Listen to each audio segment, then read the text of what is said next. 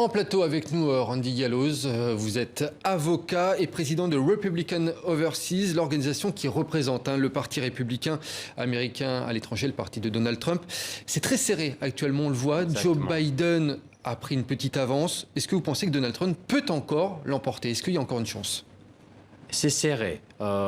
C'est possible que dans cette marge, il y aura en faveur. C'est possible, il y a une tendance en faveur de Biden, mais ça n'empêche pas qu'il y aura un recomptage des voix. C'est automatique et il y aura dans plusieurs États. Déjà, on a commencé avec le Wisconsin.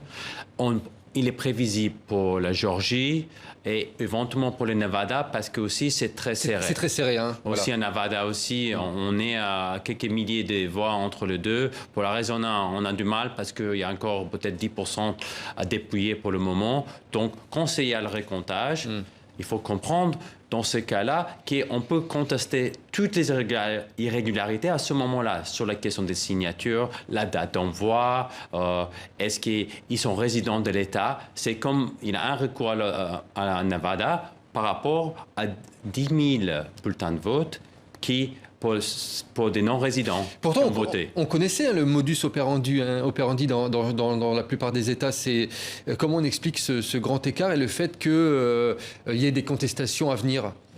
C'est parce que les registres dans les différents États, que ce soit démocrates, ils ne mettent pas à jour leur base. Et par exemple, on a dû contester dans le mois de décembre devant une association de droite à contester la base de données de la ville de Pittsburgh où il y avait 40 000 électeurs inscrits de façon erronée. Soit il y avait des décès, soit ils étaient des nombres éligibles qui dépassaient les nombres d'inscrits ou ils n'étaient plus résidents. Donc vous voyez, il y a toujours des difficultés dans une petite ville, c'est une grande ville, mais Philadelphie, c'est 40 000. Imaginez si on passe au niveau d'un État, c'est très important. Donc, lors du recomptage, il y aura certainement un souci et c'est là où la différence peut aller dans un sens ou dans l'autre. Bon, Donald Trump, il va aller jusqu'au bout, ça on en a quasiment la certitude. En revanche, on a vu qu'il commence à être lâché par certaines chaînes de télé et même au sein même du Parti républicain, il y en a qui commencent à prendre leur distance. En un mot, là-dessus, vous sentez un peu une certaine faveur s'inverser? Les côtés républicains et les ténors du Parti républicain, M. Graham, c'est un grand sénateur, c'est lui qui a mené la confirmation de Mme Barrett. Il a dit aux médias, on soutient notre président et on est très en colère. Donc le parti est derrière lui. Et les télés qui le lâchent Non, personne ne le lâche. Tout le monde est derrière lui, le parti est derrière lui. Pour les questions de médias, je trouve que c'est une manœuvre de la part des médias qui, par rapport à la liberté d'expression qu'on a... Oui, parce qu'ils l'ont coupé hier. Ils l'ont coupé, c'est censuré.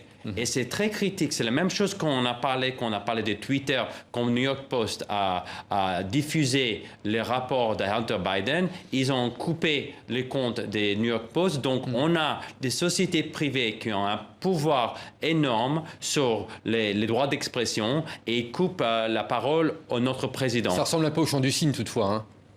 Vous voyez, c'est au lieu d'avoir un débat sur les questions, un échange, ils préfèrent arrêter tout de suite la diffusion. Et ça, c'est à leur discrédit. Honnêtement, je pense, parce que l'Amérique et Trump a été voté pour cela.